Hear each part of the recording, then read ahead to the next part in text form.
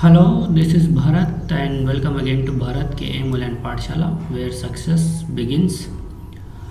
Previous video तक हमने section number 1 जो यूनिट नंबर 2 है उसका कवर कर लिए थे। अब हम इस वीडियो में हम नेक्स्ट सेक्शन हम स्टार्ट करेंगे जिसका नाम क्या है, हाइड्रोस्टैटिक फोर्सेज प्लेन एंड, यहाँ लिख लो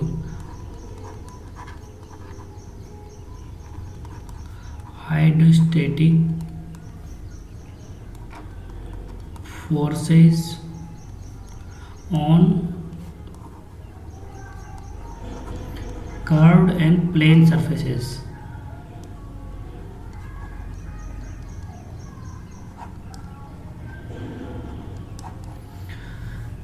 ये अपने पास टॉपिक है अपना यूनिट नंबर 2 का पार्ट नंबर बी, ठीक है।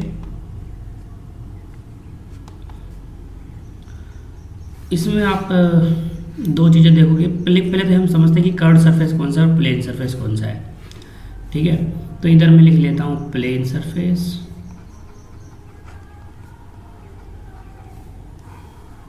इधर लिख लेता हूँ मैं कर्व्ड सरफेस।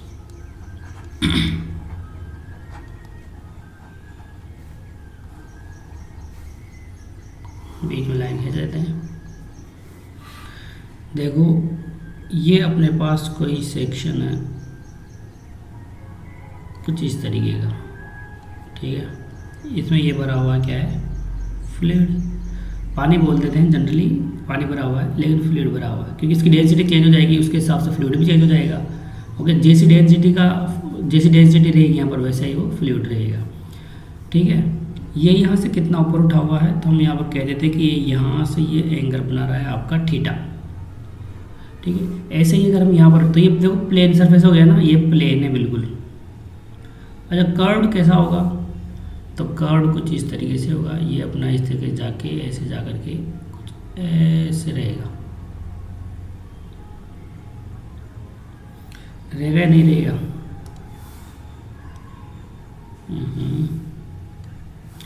कोई बात नहीं। ऐसे जा करके कुछ इस तरीके का कर्व रहेगा और ये वापस ऐसे चले जाएगा। इसमें भी क्या है, वही अपना फ्लूइड भरा हुआ है, ठीक है। अभी जो अंदर फ्लूइड भरा हुआ है ये उसके ऊपर कैसे फोर्स अप्लाई करेगा बताओ, तो बिल्कुल परपेंडिकुलरली फोर्स अप्लाई करेगा। आपको पता है फ्लूइड किसी भी सरफेस के ऊपर बिल्कुल नॉर्मल फोर्स अप्लाई करता है, नॉर्मल प्रेशर अप्लाई करता है, फोर्स प्रेशर वही बात है। ओके, यहाँ पर भी ऐसे करेगा। इस पॉइंट के नॉर्मली यहाँ पर अप्लाई होगा, इस पॉइंट के नॉर्मली कुछ यहाँ पर इस तरीके से अप्लाई, क्योंकि ये घूम रहा है तो ये इसका जो नॉर्मल है, नॉर्मल फोर्स है वो भी घूम जाएगा साथ साथ में। यहाँ पर कुछ इस तरीके से करेगा, यहाँ पर कुछ इस तरीके से करेगा, यहाँ पर ऐसे, यहाँ पर ऐसे और यहाँ पर कुछ इस तरीके से करेगा, ऐसे करेगा, ठीक है। तो देखो ये तो आपको सिंपल दिख रहा है कि सिंपल आपके परपेंडिकुलर लगे हुए हैं। तो इसमें हम सारों को, इन सारे जो वेक्टर्स हैं, सारे के सारे जो फोर्सेस हैं उनको हम मैग्नीट्यूड वाइज ऐड कर देंगे रिजल्टेंट निकालने के लिए। तो add magnitude wise,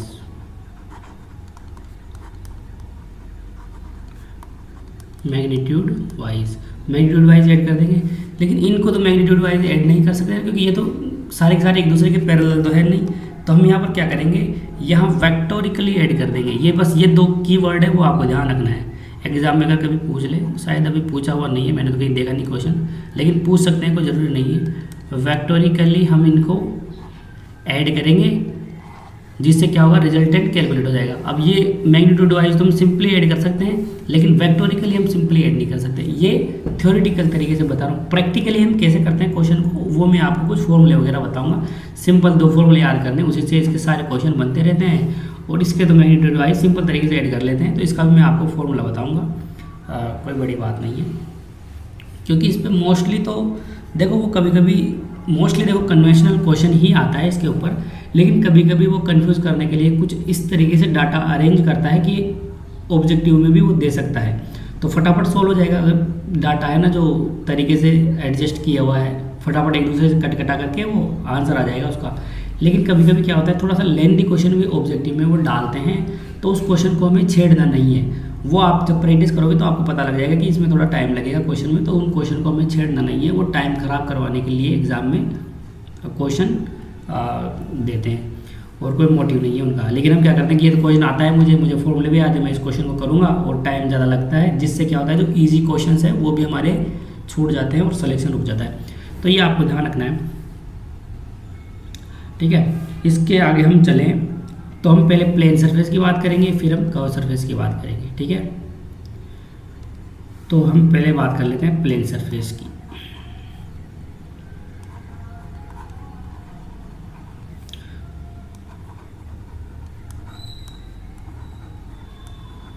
plane surfaces की हम बात कर लेते हैं, ठीक है। देखो प्लेन सरफेस आपको गिवन है, अभी मैंने आपको बता दिया प्लेन सरफेस कैसे गिवन होगा, या फिर क्वेश्चन पे वो ये वर्ड दे देगा प्लेन लिखा हुआ, या आपको डायग्राम देगा तो डायग्राम में देख के आपको पता लग ही जाएगा कि प्लेन है कि कर्व है। यहाँ पर हम पहले दो चीज़ों की बात करेंगे, एक तो फोर्स की कि फोर्स कितना अप्लाई होगा, मतलब रिजल्टेंट फोर्स है ये, और दूसरा ये कि जो रिजल्टेंट फोर्स अप्लाई होगा वो कौन सी पोजीशन पे अप्लाई होगा। ये दो चीज़ों को लेकर हम कंसर्न रहते हैं, इन दो चीज़ों के ऊपर ही हम चिंता जताते हैं, क्योंकि ये दोनों चीज़ें ही एग्जाम में पूछते हैं। क्या क्या, एक तो प्लेन सरफेस हो चाहे कर्व्ड सरफेस हो, दोनों के लिए रिजल्टेंट फोर्स कितना होगा, और दूसरी बात ये जो रिजल्टेंट फोर्स है वो किस पोजीशन पर अप्लाई होगा।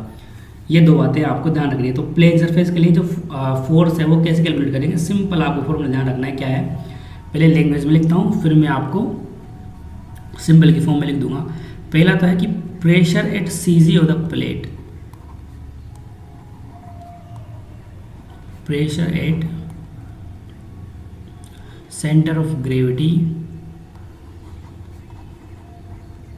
Of the plate multiplied by area of the plate, बस।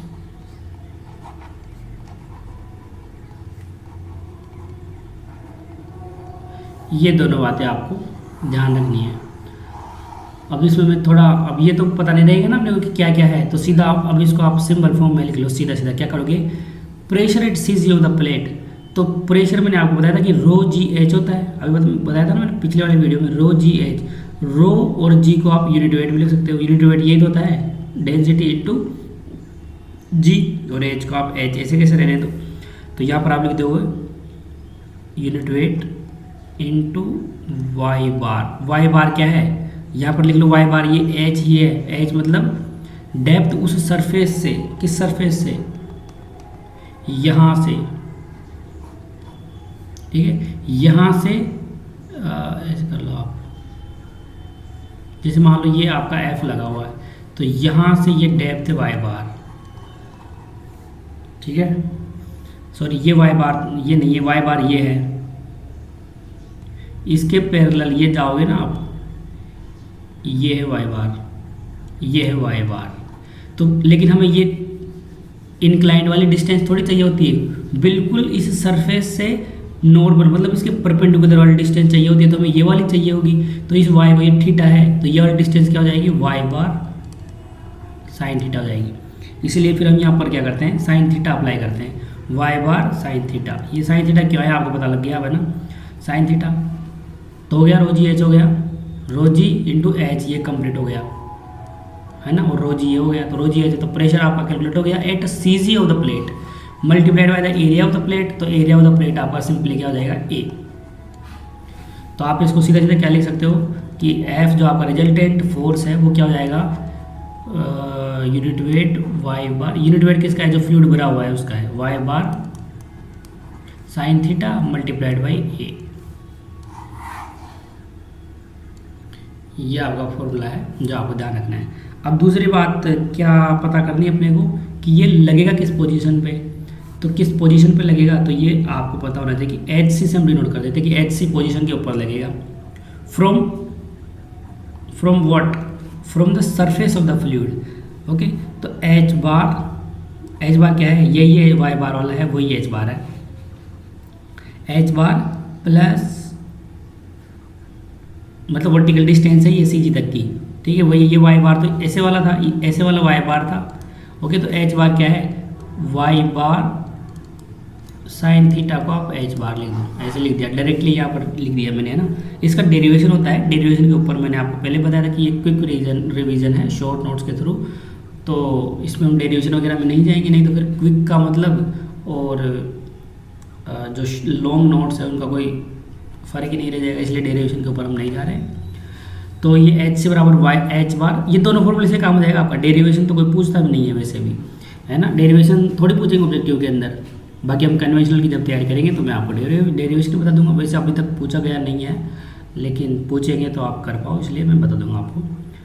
तो क्या हो जाएगा, इसके आगे क्या हो जाएगा, आई जी जी, मतलब सी जी के ऊपर आपका moment of inertia into sine square theta divided by area of the plate into h bar. ये एच बार है, वही एच बार ही है। तो ये फॉर्मूला आपका ये हो गया।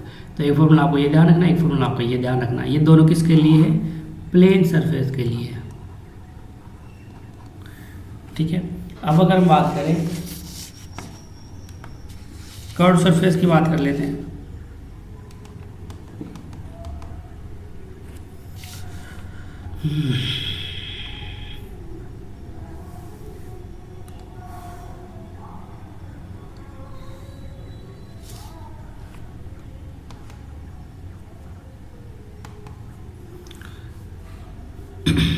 कर्व सरफेस की बात कर लो।